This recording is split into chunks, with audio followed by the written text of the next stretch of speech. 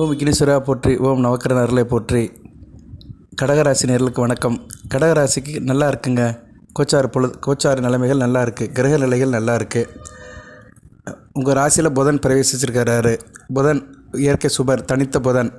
அவர் 16/7/2024 வரைக்கும் தனித்த புதனாக இருக்கிறாரு. அதுக்கு பின்னாடி தான் சூரியன் உங்கள் ராசிக்கு வராரு. அதாவது ஆடி 1ஆம் தேதி. அது வரைக்கும் புதன் உங்கள் ராசியில் இருக்கிறாரு. 7ஆம் தேதி சுக்கிரன் பயிற்சியாகிறாரு. ஸோ சுக்கிரனும் புதனும் உங்கள் ராசியில் தனித்த நிலையில் இருக்கிறது நல்ல அமைப்பு தான். 2 இயற்கை சுபகிரகங்கள் தனித்த நிலையில் இருக்கிறது நல்ல விதமாக பார்க்கப்படுகிறது. அதுபோக உங்கள் ராசிக்கு ராஜயோகாதிபதி குரு பகவான் ராசிக்கு 11ஆம் இடத்துலேருந்து அளப்பரிய பலன்களை கொடுக்குறாரு. அவர் உங்கள் ராசிக்கு 3ஆம் இடம், 5ஆம் இடம், 7ஆம் இடத்தை பார்க்குறாரு. இப்போ அவர் குரு பகவான் சந்திரன் சாரம் எடுத்திருக்கிறார். ரோஹிணி நட்சத்திரம்.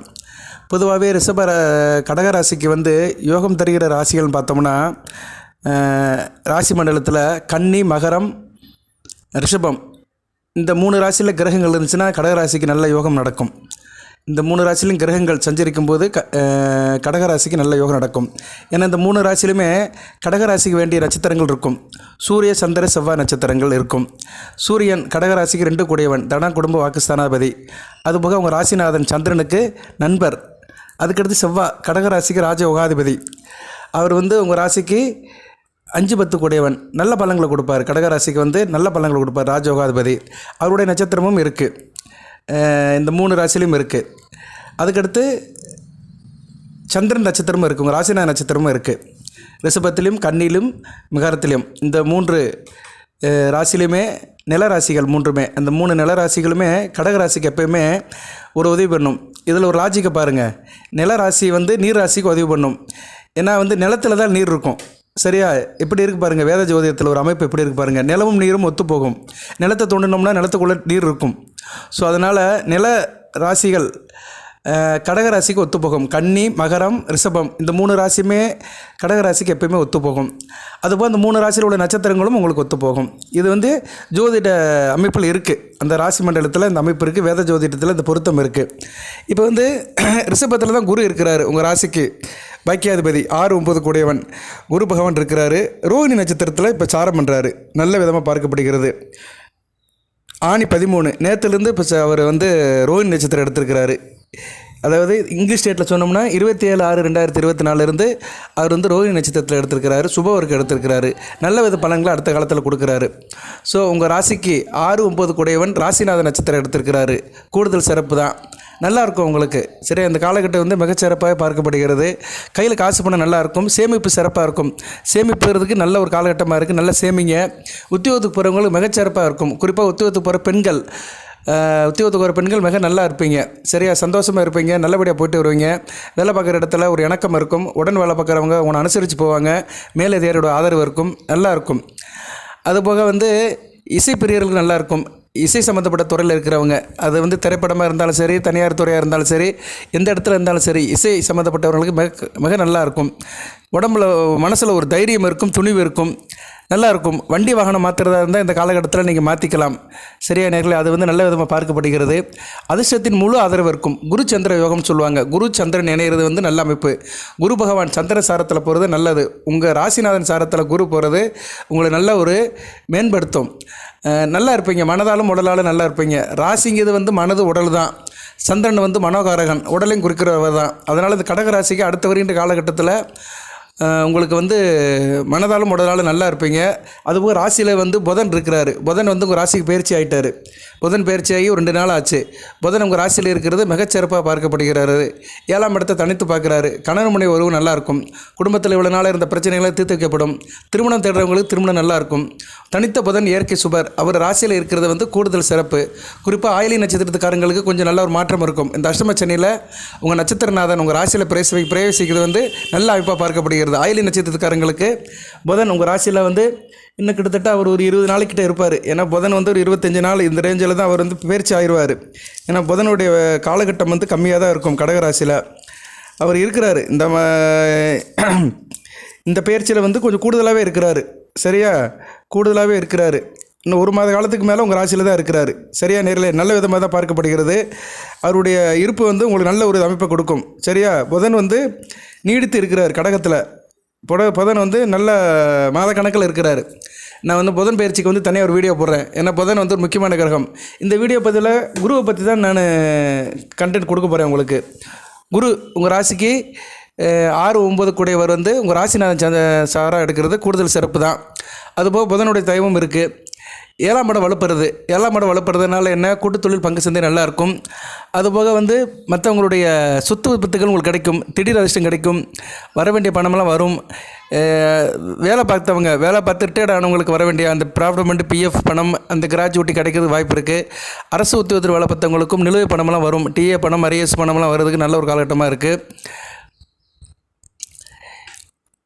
நல்ல கடகராசியை சுற்றி ஒரு நன்மை நடக்குது. சனி பகவான் வேறு வக்ரம் அடைகிறாரு. இது கூடுதல் சிறப்பு. இதுக்கு நான் வீடியோ போட்டிருக்கிறேன். அஷ்டமஸ்தானத்துலேருந்து 7ஆம் இடத்தை நோக்கி போகிறது வந்து அந்த இது வேகம் குறையும். அஷ்டமங்கிறது வந்து என்ன, ஒரு அசுபஸ்தானம். 8ஆம் இடங்கிறது அசுபஸ்தானம். அங்கே ஒரு பாவகரம் இருந்து உங்களுக்கு நிறைய கெடுபலங்கள் கொடுத்துட்டு இருந்தார். அவர் இப்போ பின்னோக்கி போகிறாரு. பின்னோக்கி போகிறது நல்ல விதமாக பார்க்கப்படுகிறது. 29ஆம் தேதி நாளைக்கு தான் அவர் வக்ரம் அடைகிறாரு. 29/6/2024 ஆணி 15ஆம் தேதி வக்ரம் அடைகிறாரு. ஒரு 140 நாளுக்கு வக்ர நிலையில் தான் இருப்பார். ஓகே நேயர்களே, அந்த காலகட்டம் நல்ல விதமாக தான் பார்க்கப்படுகிறது. இந்த குரு பகவான் சந்திரன் சாரம் எடுத்ததுனால உடன் பிறந்தவர்களால் உங்களுக்கு ஒரு முன்னேற்றம் இருக்கும். உடன் பிறந்த சகோதர சகோதரிகளால் உங்களுக்கு ஒரு ஹெல்ப் கிடைக்கும். ஒரு என்ன சொல்கிறது, அதுக்கு பேர் முன்னேற்றம்னே எடுத்துக்கலாம். அவங்களால ஒரு நல்ல ஒரு காரியம் நடக்கும். உங்கள் முன்னேற்றத்துக்கு அவங்க வந்து ஹெல்ப்ஃபுல்லாக இருப்பாங்க. அவங்க வழியில் ஒரு நல்ல செய்தி கிடைக்கும். பெற்றோருடைய முழு ஆதரவும் இருக்கும். தாய் தப்பனும் உங்களை இணங்கி போவாங்க. தாய் தப்பன் கூட நல்லா இருப்பீங்க. அதுமாதிரி வேலை இல்லாதவர்களுக்கு, வேலை தேடிக்கிட்டு இருக்கிறவங்களுக்கு நல்ல ஒரு வேலை கிடைக்கும். தந்தை மூலம் நல்ல ஒரு யோகம் கிடைக்கும். தந்தை வழி சொத்துக்கள் கிடைக்கும். அதுபோக வந்து நீங்களும் நல்லா இருப்பீங்க. சரியா, எதுலேயும் கொஞ்சம் திறமையாக இருப்பீங்க, தகுதி வாய்ந்தவனாக இருப்பீங்க. மதிநுட்பமும் இருக்கும், சாதுரியமும் இருக்கும். வேலை தேடுறவங்களுக்கு இந்த காலகட்டத்தில் நல்ல வேலை கிடைக்கும். அதனால் முயற்சி பண்ணுங்கள். வேலை தேடிட்டு இருக்கிறவங்க நல்ல ஃபுல் எஃபெக்ட் எடுங்க. அதாவது ஜோதிடத்தில் பலன்கள் சொல்கிறது வேறு, ப்ராக்டிக்கலாக நம்ம முயற்சி பண்ணுறதுங்க வேறு. முயற்சி தான் திருவினை ஆகும், தெய்வத்தால் ஆகாதுன்னும் முயற்சி தான் மெய்வருத்த கூலி தரும். அதனால் முயற்சி எடுக்கணும். முயற்சி எடுக்கிறதுக்கு உங்களுக்கு நேரம் நல்லா இருக்கும். ஏன்னா ராசியில் புதன் சம்மந்தப்பட்டிருக்கிறாரு. ஒரு முயற்சியை கொடுப்பாரு. சரியா, புதன் ராசிக்கு 3 கூடையவன். உங்கள் ராசிக்கு வந்து அவர் வந்து தைரிய வீரிய காரிய ஸ்தானாதிபதி. அதுபோல் 12 கூடையவன் அவர் தான். வெளிநாட்டுக்கு போகிறவங்களுக்கு இந்த காலகட்டத்தில் நல்ல வெளிநாட்டு வேலை கிடைக்கிறது நல்ல வாய்ப்பு இருக்குது. உள்நாட்டிலே வேலை கிடைக்கும். நல்ல முயற்சி எடுக்கணும். முயற்சி எடுக்கிறதுக்கு வேண்டிய அனைத்து முகாந்தரமும் கடகராசி நேயர்களுக்கு இப்போ சாத்தியப்படும். அதனால் நல்ல முயற்சி எடுங்க. நல்லபடியாக பார்க்கப்படுகிறது. சகல யோகங்களும் கிடைக்கும். சகோதர விருத்தியும் இருக்கும்.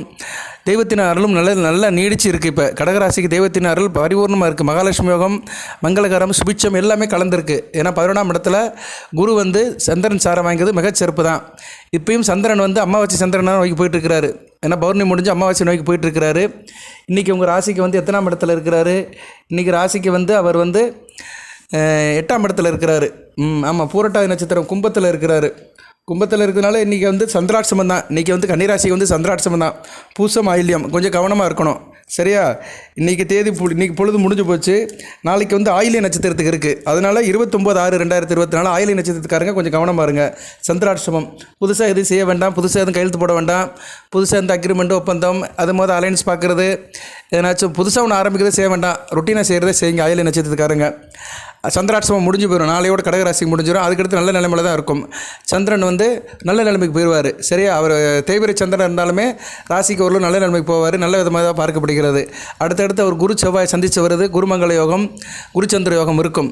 ஸோ ராசிநாதனும் அடுத்து தேய்பிரை சந்திரன் இருந்தாலுமே குரு செவ்வாய் சம்மந்தப்படுறது கடகராசிக்கு நல்ல ஒரு பலனை கொடுக்கும். அதுபோக வந்து திருமண வாழ்க்கை இனிமையாக இருக்கும். கடன் உறவு நல்லா இருக்கும். கூட்டு தொழில் பங்கு சந்தை சிறப்பாக இருக்கும்.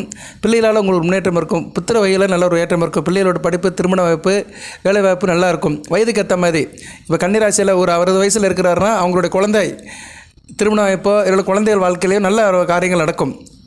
ஏன்னா குரு தனகாரகன், புத்திரகாரகன். அவர் ராசிநாதன் சம்மந்தப்படுறதுனால தன்னுடைய காரகத்துவங்கள் ரெண்டுமே செய்வார். கையில் காசு பணத்தையும் கொடுப்பாரு. பிள்ளைகள் விஷயத்தில் நல்ல ஒரு ஏற்றத்தை கொடுப்பாரு, சந்தோஷத்தை கொடுப்பாரு.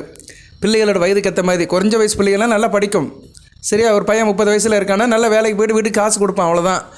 அவன் தனியாக இருந்தால் கூட வீட்டுக்கு வந்து அப்பா கிட்ட எப்போ இந்தாப்பா செலவு கொஞ்சம் பணம் வச்சுக்கோ, அம்மா கிட்ட செலவுக்கு பணம் வச்சுக்கோ, ஏன்னா வீட்டுக்கு தேவையான பொருள் ஏதோ வாங்கி போடுவான். ஏதோ ஒரு வகையில் பிள்ளைகளால் உங்களுக்கு ஒரு உதவி இருக்கும். பலன்கள் அப்படித்தாங்க போகும். பலன்கள் வந்து சின்ன சின்ன உதவி தான் கிடைக்கும். பெருசாலும் சில பேருக்கு ஜனன ஜாதகம் தசாபத்தி நல்லா இருந்துச்சுன்னா பல்காக அடிக்கும், பெருசாக கிடைக்கும். இல்லைனா உங்களுக்கு வந்து எப்படின்னா சின்ன சின்ன உதவிகள் கிடைக்கும். அது வந்து உங்களுக்கு ஒரு மன நிறைவை தரும். அப்படி தான் பலன்கள் போகும். நாலொரு மேனி பொழுது ஒன்றுமா தான் பலன்கள் கிடைக்கும். கிரகங்கள் அப்படி மாறிக்கிட்டே இருக்கும்போது நம்மளை சுற்றி நல்லது நடக்கும். சரியா, கடகராசி நேரில் கஷ்டப்பட்டீங்க, இல்லைன்னு சொல்லலை. அஷ்டம சனியில் கடந்த 2023 கஷ்டப்பட்டு தான் இருக்கிறீங்க. அதுக்கு ஒரு விடிவு காலம் வந்து பிறக்க போகுது. அடுத்த வருஷம் தான் பிறக்கும். சனி பகவான் வந்து ராசியை விட்டு போகணும், 8ஆம் இடத்தை விட்டு 9ஆம் இடத்துக்கு போகணும். அஷ்டம சனியிலேருந்து வெளியே போயிட்டாருன்னா மிகச்சிறப்பாக இருக்கும். அது வரைக்கும் சில பிரச்சனைகள் இருக்க தான் செய்யும். புனர்பூச நட்சத்திரத்துக்கு ஓரளவு முடிஞ்சு போச்சு, 175% முடிஞ்சு போச்சு, கொஞ்சம் போல தான் இருக்குது. பூச நட்சத்திரத்துக்கு 50-50 தான் முடிஞ்சிருக்கு, 50-50 தான் அஷ்டமச்சனி முடிஞ்சிருக்கு. அயலி நட்சத்திரத்துக்கு அப்படியே இருக்குது. அயலி நட்சத்திரத்துக்கு இன்னும் முடியலை. சரி, அயலி நட்சத்திரத்துக்கு இன்னும் அஷ்டமச்சனியோட தாக்கம் வெகுவாக இருக்குது, கவனமாக இருங்க. ஆனால் இப்போதைக்கு கொஞ்சம் நல்லா இருக்குது. இப்படி தான் பலன்களை என்னால் சொல்ல முடியும். சரியா, ஒரேடியாக இருக்குதுன்னு எல்லாராலும் சொல்லவே முடியாது. அதோடைய தாக்கம் வந்து இப்படி தான் போகும். ஒரு பையன் வந்து 5 சப்ஜெக்ட் இருக்குது, 5 சப்ஜெக்டில் 3ல் பாஸ் ஆகிட்டான், 2ல் ஃபெயில் ஆகிட்டான், இல்லைன்னா 4ல் பாஸ் ஆகிட்டான், 1ல் ஃபெயில் ஆகிட்டான். இப்படி தான் போக வழியா ஆல் பாஸ் வந்து இன்னும் கடகராசிக்கு வரலை. அதுக்கு வந்து அஷ்டமச்சனி முடியணும். அஷ்டமச்சனி முடிஞ்சு அங்கிட்டு ஒரு 6 மாதம் ஆனால் தான் நீங்கள் ஆல் பாஸ் எடுப்பீங்க. அது வரைக்கும் பொறுத்து தான் இருக்கணும். அஷ்டமச்சனி அனைவருக்கும் வர வேண்டியது தான், அனைத்து ராசிக்கும் வரும். இந்த தடவை உங்கள் ராசிக்கு வந்திருக்கு. இந்த டேன் வந்து உங்களுக்கு நடக்கு. அதை வந்து மனதளவில் நீங்கள் பொறுத்து கொள்ள வேண்டும் நேயர்களே. மற்றபடி மற்ற கிரகங்கள் இப்போதைக்கு நல்லா இருக்கிறதுனால அஷ்டமச்சனியோட தாக்கம் வெகுவாக குறையும். அப்படித்தான் எடுத்துகிட்டு போகணும் பலன்களை. சரி, அதுபோக உங்களோட ஜனன ஜாதக தசாபுத்தி, நான் வந்து உங்களுக்கு தசாபுத்தி பலன்கள் போட்டிருக்கிறேன்னு நினைக்கிறேன். குருவுக்கு போட்டிருக்கிறேன்னு நினைக்கிறேன். அடுத்து சனி பகவானுக்கு போடணும். அடுத்து வருகின்ற காலத்தில் போடுறேன். நான் அடுத்தடுத்து உள்ள ராசிகளுக்கு போடுறேன். சரியா, ஆனால் உங்களுக்கு வந்து குரு சனி பகவான்லாம் இப்போதைக்கு தேவைப்படாது. உங்களுக்கு தேவைப்படுறது சுக்கிர திசை, சூரிய திசை, சந்திர திசை. இந்த இதில் தான் இருப்பீங்க நீங்கள், மத்தியம இதில் இருக்கிறவங்க. அதுக்கு வந்து நான் உங்களுக்கு வந்து அந்த தசா புத்தி அமைப்பை போடுறேன். நான் அந்த தசானர்கள் உங்கள் ஜனன ஜாதகத்தில் லக்கண ரீதியாக இருந்தால் எப்படி பலன்கள் இருக்கும், அதுபோக தசா புத்தியில் என்னென்ன பலன்கள், பரிகாரம், வழிபாட்டு முறைகளை போடுறேன். இருந்தபோதும் இப்போதைக்கு வந்து கிரகங்கள் நல்ல நிலைமையில் இருக்கிறனால நல்லா இருப்பீங்க. தேக ஆரோக்கியம் நல்லா இருக்கும், நல்லா இருப்பீங்க. வயதுக்கு ஏற்ற மாதிரி நல்லபடியாக இருப்பீங்க. நல்ல விதமாக பார்க்கப்படுகிறது. கடகராசிக்கு சொல்லுவாங்களே, கொடுக்குற தெய்வம் கூரையை பித்து கொடுக்கணும்னு, அது மாதிரி அந்த தெய்வம் வந்து உங்களுக்கு கூரையை பிச்சுட்டு கொடுக்குது. நல்ல விதமாக பார்க்கப்படுகிறது. சரியா, குரு, சந்திரன், சுக்கிரன், புதன் நல்ல நிலைமையில் உங்களுக்கு கொடுக்குறாங்க. சூரியனும் ஓரளவு நல்ல நிலைமையில் தான் இருக்கிறாரு. ராசிக்கு 12ஆம் இடத்துல இருந்தாலுமே ராசிக்கு 2 கூடையவன். கொஞ்சம் விரயம் இருக்கும், குடும்ப செலவு இருக்க தான் செய்யும், இல்லைன்னு சொல்ல முடியாது. குடும்பத்துக்காக கொஞ்சம் செலவு பண்ணிட்டு தான் இருப்பீங்க. அடுத்து ஆடி மாதம் சூரியனும் உங்கள் ராசிக்கு வந்துடுவார். ஒரு ராசிக்கு வந்துட்டாருன்னா ஒன்றும் பிரச்சனை இல்லை. அந்நேரம் புதனும் இருப்பார். புதன் சுக்கிரன் இருக்கிறதுனால ஓரளவு சூரியனால் அந்த அளவுக்கு தாக்கம் இருக்காது, நியூட்ரலாக போயிடும். செவ்வாயம் வந்து ராசிக்கு 11ஆம் இடத்துக்கு வராரு. செவ்வாய் நல்ல நிலைமையில் தான் இருக்கிறாரு, தசமங்காரனாக இருக்கிறாரு. அடுத்து குருவோட சேர்ந்து குருமங்கல யோகம் அருமையாக இருக்குங்க. ஜூலை மாதம் ஒரு மிகச்சிறப்பாக இருக்கும். ஜூலை 7ஆம் தேதிக்கு மேலே கன்னிராசி கொடிகட்டி கடகராசி கொடிகட்டி பறக்கும். சரியா, கடகராசிக்கு 5 கிரகங்கள் நல்லது செய்யுது. செவ்வாய், குரு, சந்திரன், சுக்கிரன், புதன், இந்த 5 கிரகங்களும் நல்ல நிலைமையில் இருக்குது. அதுபோக அஷ்டம சனியில் சனி பகவான் வக்கரமாய் பின்னோக்கி போகிறாரு. அது ஒரு பெரிய ஒரு கேட்டு. சரியா, ஒரு கேட்டுடைய கிரிப்பு குறையுது. அதாவது ஒரு கேட்டை லைட்டாக திறந்து வச்சுருக்காங்க, முழுமையாக திறக்கலை. ஏதோ இந்த விக்கெட் கேட்டை திறந்து வச்ச மாதிரி ஒரு சின்ன கேட்டை திறந்து வச்சுருக்கிறாங்க. அது வழியாக உங்களுக்கு நல்ல சகல போக்குவரத்து இருக்கும். அடைப்பட்டு கிடந்தவங்களுக்கு, அஷ்டமச்சனியால் அடைப்பட்டு கிடந்தவங்களுக்கு அந்த வாசல் திறக்கப்படுகிறது. கதவு திறக்குதோ இல்லையோ, ஜன்னல் திறக்குது. நல்ல ஒரு இதமான காற்று உங்களுக்கு வரும். பரிபூர்ணமாக இருப்பீங்க, நல்லபடியாக இருப்பீங்க. வழிபாடு பண்ணுங்கள். வாரந்தோறும் சனிக்கிழமை ஆஞ்சநேயர் கோயிலுக்கு போங்க. மாதம் ஒரு சனிக்கிழமை சிவன் கோயிலுக்கு போட்டு சனி பகவானுக்கு விளக்கு போட்டுவாங்க. இது ரொட்டீனாக செய்யுங்க. இது வந்து கோச்சார ரீதியாக உள்ள வழிபாடு. அதுபோக ஜனன ஜாதகத்தில் தசாபுத்தி எப்படி நடக்குதோ, சுக்கிர திசையோ, சூரிய திசையோ, சந்திர திசையோ, செவ்வாய் திசையோ, கேது திசை நடக்குதோ, அது வயதுக்கு ஏற்ற மாதிரி நடக்கும். அதுக்கேற்ற வழிபாடையும் பண்ணணும். சரியா, அது ஜனன ஜாதகத்தை செக் பண்ணால் உங்களுக்கு தெரியும். அப்படி தசாபுத்தி தெரியாதவங்க வந்து எனக்கு அனுப்புங்க. உங்கள் ஜாதக டீட்டெயிலாக அனுப்புங்க. பிறந்த தேதி, டைம், எந்த ஊரில் பிறந்தீங்க, இது 3 அனுப்புங்க. உங்கள் பேர் கூட தேவையில்லை, அது மெயில் ஐடியில் வரும். அது தேவையில்லை.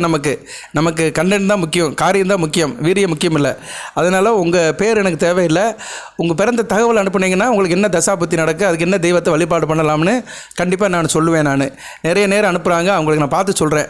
ஏன்னா தசாபுத்திக்கு ஏற்ற மாதிரி நீங்கள் வழிபாடு வச்சுக்கிட்டிங்கன்னா பிரச்சனை குறையும். சரி, அது இந்த அஷ்டமச்சனி காலத்தில் உங்களுக்கு வந்து வெகுவாக ஒரு பெரிய பாரம் நீங்கும். உங்களுக்கு வந்து நல்லது நடக்கும். ஏன்னா அதுதான் ரொம்ப முக்கியம். எப்போயுமே தசா புத்திக்கு ஏற்ற மாதிரி தெய்வத்தை வழிபடணும். ஒவ்வொரு தசா புத்திக்கும் இந்த தெய்வத்தை வழிபடணும்னு கணக்கு இருக்குது. அந்த தெய்வத்தை அந்த நாளில், அந்த ஓரையில், அந்த காலம் பார்த்து, நேரம் பார்த்து வழிபட்டோம்னா நமக்கு வந்து இன்னல்கள் குறையும். @% நல்லபடியாக இருக்கும். நிகழ்காலம் வந்து நிறைவாக இருக்கும். ஓகே நேர்களே, கடகராசிக்கு நல்லது நடக்குது. கொடுக்குற தெய்வம் கூரையை பிச்சுட்டு கொடுக்கும்பாங்க. அது மாதிரி உங்களுக்கு வந்து குரு வந்து நல்ல நிலைமையில் கொடுக்குறாரு. அவர் கூரையை பிச்சுட்டு கொடுக்குறாரோ இல்லையோ, ஏதோ ஓரளவு கொடுப்பாரு. உங்களுக்கு கொடுக்கறதுக்கு அவர் வந்து இப்போ கடமைப்பட்டிருக்கிறாரு. கொடுக்குற தகுதியில் இருக்கிறாரு. சுபவர்க்கம் எடுத்திருக்கிறாரு. சந்திரனுடைய 2ஆம் பாதம் எடுத்திருக்கிறாரு. ரோஹிணி நட்சத்திரம் 2ஆம் பாதம் எடுத்துக்கிறது சுபவர்க்கம் தான், நல்ல விதமாக பார்க்கப்படுகிறது. வாழ்த்துக்கள். எல்லாம் வல்ல இறைவன் கடகராசினியர்களுக்கு சில சௌபாகியத்தையும் சில ஐஸ்வர்யத்தையும் சில நன்மையிலும் கொடுப்பார். அனைத்து வளங்களின் நலங்களை பற்றி தேக ஆரோக்கியத்துடன் தீர்க்காயுடன் நீடோடி வாழ்க, நிறைந்த வளம் பெறுக. நன்றி நேயர்களே.